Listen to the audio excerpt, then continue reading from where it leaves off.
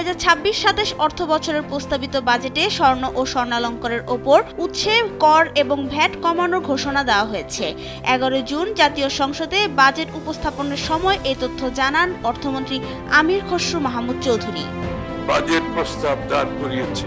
নতুন প্রস্তাব অনুযায়ী স্বর্ণ ও স্বর্ণালংকার সরবরাহের ক্ষেত্রে উৎসে করের হার বিদ্যমান 5% থেকে কমিয়ে 0.5% নির্ধারণ করা হয়েছে এবং সুনির্দিষ্ট ভ্যাট বরাদ্দ করা হয়েছে। অর্থমন্ত্রী বলেন, উৎসে করের উচ্চ হারের কারণে দেশের স্বর্ণ ও স্বর্ণালংকারের সরবরাহ ব্যবস্থা এখনো অনেকাংশে অনানুষ্ঠানিক খাতে পরিণত হচ্ছে। এর ফলে সরকার প্রত্যাশিত রাজস্ব থেকে বঞ্চিত হচ্ছে। তিনি জানান, স্বর্ণ ব্যবসাকে আনুষ্ঠানিক অর্থনৈতিক কাঠামোর আওতায় এনে রাজস্ব আদায় বাড়ানোর লক্ষ্যেই এ খাতে উৎসে করের হার উল্লেখযোগ্যভাবে কমানো হয়েছে।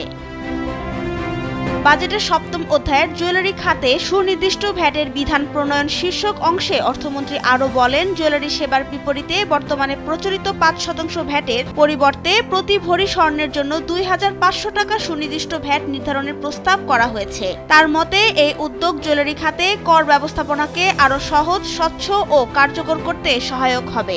সবুজ পরিবেশ, নাবিলা রহিম, সময়ের আলো। ভবিষ্যৎ গড়ে তোলা।